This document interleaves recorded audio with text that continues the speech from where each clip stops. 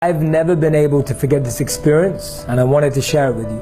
I was around 9 years old and I was visiting India with my family. We were stuck in traffic and we were driving through a slum area. It was the first time I'd seen homes built out of cardboard, scrap metal and bricks all at the same time. Growing up in London, I'd never ever seen anything like it before, apart from on TV or in the movies. I saw some children on the streets, probably around the same age as me, but very different. Some of them didn't have clothes, they looked undernourished, and they probably didn't have access to much water. I could tell by the dryness on their lips and their skin. I noticed this one young girl who had her head inside a trash can. It looked like she was scrambling for something. When she finally came out and looked at me, she smiled. Not knowing what to do, I smiled back.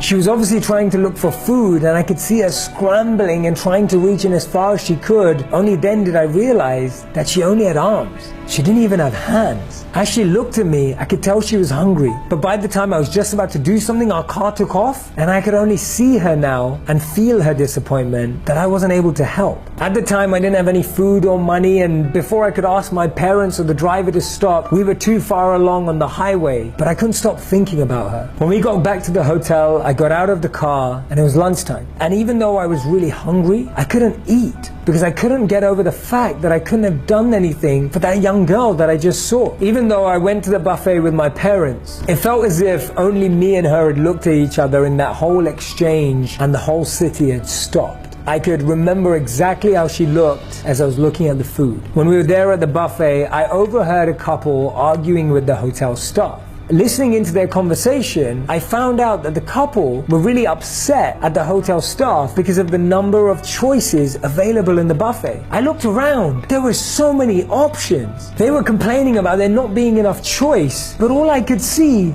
was choice. There were at least 30 items just as starters available to everyone there, but it wasn't enough for them. Now I get that everyone has their own standards, has their own expectations in life, and we're allowed to have them. And I know that everyone is fighting their own battle, but that little girl, she didn't even have hands. She was scraping with whatever was left of her arms. But many years on from that event now, I've learned a lot. One of the things is that I can sit here and be angry at that couple who was complaining, or I could actually do something about it. It reminded me of a quote by Gandhi. He said that I was sad because I didn't have any shoes, and then I saw a man with no feet.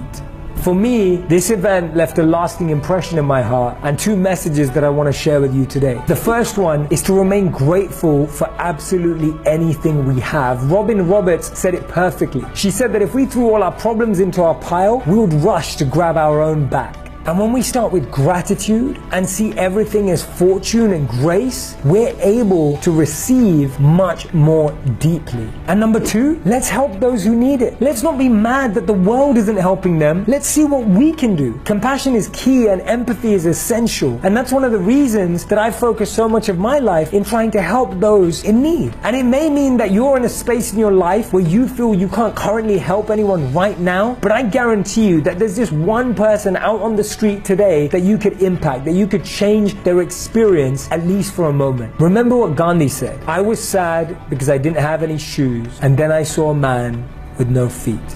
It puts everything into perspective.